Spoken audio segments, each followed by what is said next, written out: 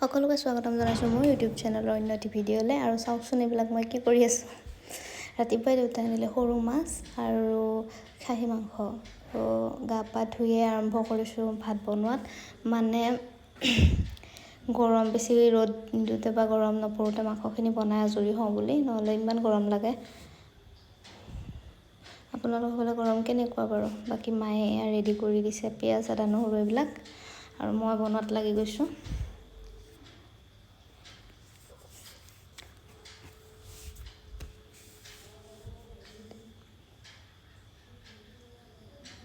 আধা পিঁয়াজ এনেকৈ ভাজি লৈছোঁ আৰু আধা পেষ্ট বনাই ল'ম।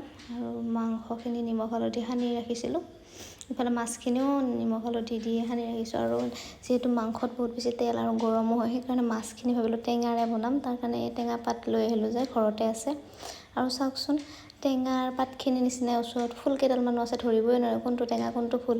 তাৰপিছতো ভালকৈ চাই লৈ মই টেঙাৰ গছডাল চাই লৈ টেঙাৰ পাত লৈ আহিছোঁ।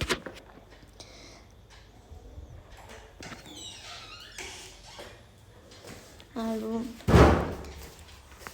বনোৱাত লাগি গৈছোঁ।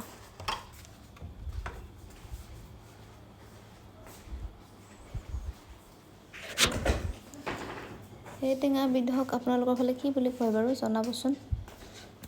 আৰু মাংসত মই একো বেলেগ মছলা ব্যৱহাৰ কৰা নাই, কেৱল অলপ কালাৰৰ কাৰণে ৰেড চিলি পাউডাৰ দিছোঁ। কাশ্মীৰী ৰেড চিলি এইটো, সেইকাৰণে জাল নহয় বেছি। তাৰপিছত বাকী পেকেটৰ একো মছলাই ব্যৱহাৰ নকৰোঁ।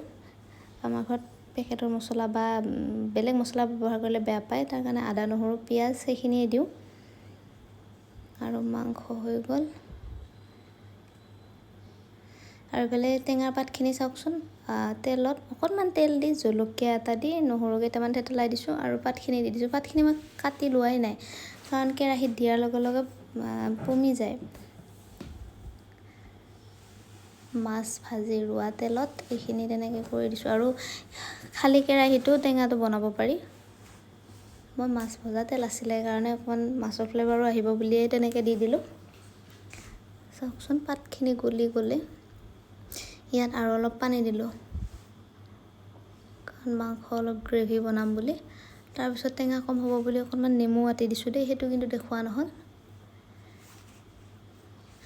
আৰু এয়া আমি পোলাওৰে খালোঁ, কিন্তু দেউতাহঁতে পোলাও বেয়া পায় কাৰণে ভাত আৰু মাংস এনেকৈ বনাই দি দিলোঁ। তাৰপিছত কালি গাজৰ আনিছিল অকণমান বেছিকৈ, তাকে ভাবিলোঁ আজি গাজৰৰ হালোৱা পায়স যি বুলি কয় আৰু সেইটো বনালোঁ।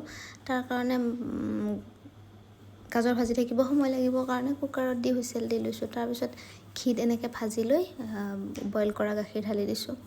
খিচমিচ কেইটা দিছোঁ, তেলত দি উঠিয়ে গাজৰখিনি দিছিলোঁ বাৰু পেষ্ট বনাই, কিন্তু কাজুও দিছিলোঁ, কাজুটো পেষ্ট বনাই দিছোঁ। আৰু এইটো খাই মালাই খাওঁতে আমি যিটো ক্ৰীম পাওঁ আৰু সেইটো নিচিনাই লাগিছে খাই। ঘি দিয়াৰ কাৰণে গাজৰৰ গোন্ধ তেনেকৈ অহা নাই, ভাল লাগিছে। তাৰপিছত আমি ভাত পানী বাকীকেইটাক দি আজৰি হৈ পোলাও বনাব লাগিলোঁ।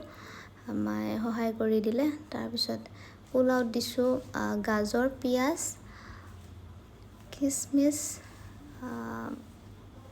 তেনেকৈ, আৰু বিন বা কেঁচা মটৰ দিব লগা আছিলে, কিন্তু নাছিলে কাৰণে লেচেৰাই দি দিছোঁ কেইডালমান। বাকী আজি ভিডিঅ'টো ইমানেই আছিল। কেনেকুৱা পালে জনাবলৈ নাপাহৰিব। ভাল পালে লাইক কমেণ্ট শ্বেয়াৰ ছাবস্ক্ৰাইব কৰি দিব। আজিলৈ আহিছোঁ, বাই বাই।